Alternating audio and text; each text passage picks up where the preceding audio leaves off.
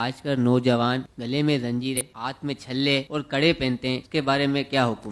یہ بیٹے آپ نے بڑا بنیادی سوال کیا ہے، اور آج کل چند نوجوانوں کو ہم دیکھ رہے ہیں کہ وہ اس کو رسم سمجھ لیں، فیشن سمجھ کے شاید یہ کام کر رہے ہیں۔ حقیقت یہ ہے مشکات شریف کے اندر انگوٹھی پہننے کا جو چیپٹر ہے نا، اس کو اگر آپ پڑھیں نا تو اس قسم کی بہت ساری باتیں موجود ہیں۔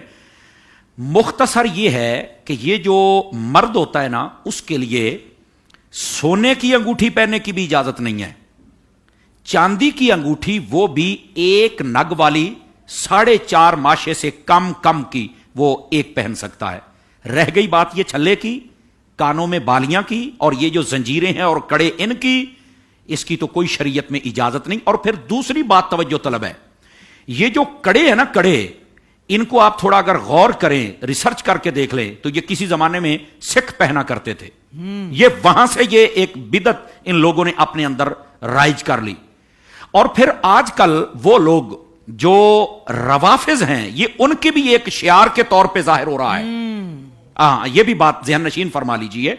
تو جو چیز دوسرے اسلام دشمنوں سے مشابہت والی ہو تو اس کو بھی چھوڑ دینا یہ ہمارے اوپر ضروری ہے، پہلی بات۔ دوسری بات یہ ہے، لوہا پہننے کی تو اجازت ہی نہیں ہے، سمجھ آ رہی ہے، جو میں پہلے بتا چکا ہوں۔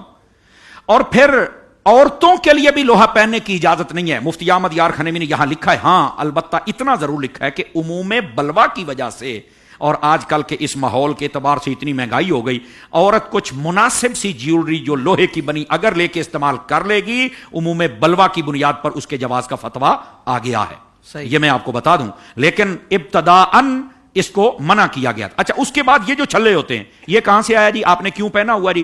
یہ جی لال شہباز قلندر سے آیا۔ اللہ کے بندے، وہاں سے چھلا آیا ہے، وہاں سے مسلح نہیں آیا ہے۔ آنا تو یہ چاہیے تھا۔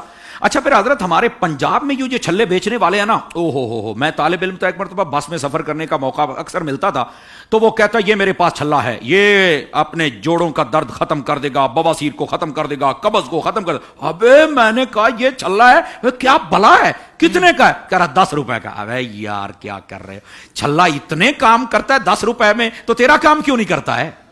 یہ سب میں وہاں دربار سے لگا کے اور قبر انور سے لگا کے لے آیا ہوں۔ ایموشنل بلیک میلنگ کے ذریعے اس گندے کام کو رائج کیا جا رہا ہے۔ تو بالکل وہاں کی نہ بزرگوں کا حکم ہے، نہ کسی بزرگ نے پہنا ہے۔ منع کے لیے میں آپ کو مشکات شریف کا حوالہ دے چکا ہوں۔ اور یہیں پر بعض لوگ یہ چینیں پہن لیتے ہیں۔ او خدا کا خوف کرو یار، تمہارے گلے کے اندر یہ چینیں نہیں ہونی چاہیے، یہ گلا ستھرا ہونا چاہیے۔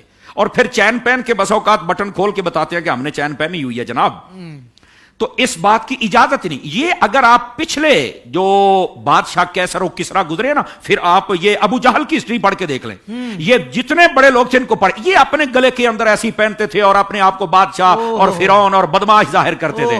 تو آپ کو کس نے کہا ہے؟ آپ تو اللہ کو تو عاجزی پسند ہے، اور یہ کام تو ویسے ہی منع ہے۔ آپ سمجھ آئیے میری بات کی؟ تو اس کی تو اجازت ہی نہیں۔ اور پھر کانوں میں بالیاں، ابے خدا کا خوف کر، یہ گھر میں کوئی بیٹی نہیں ہے، کوئی بہن نہیں ہے، اماں جی نہیں ہے، ان کو دے یار۔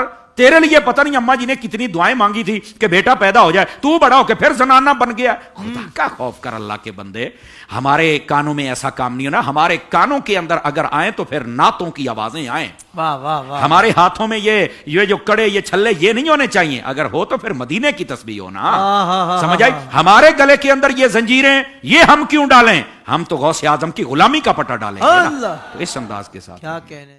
سوشل میڈیا پر اسلام کی صحیح تعلیمات جاننے کے لیے ابھی حافظ سائر قادری کا نیا YouTube channel Islamic digital studio subscribe کر لیں، اور ہاں نوٹیفیکیشن بیل آئیکن کو بھی پریس کر لیں تاکہ ہماری نئی ویڈیوز آپ تک بر وقت پہنچ سکے۔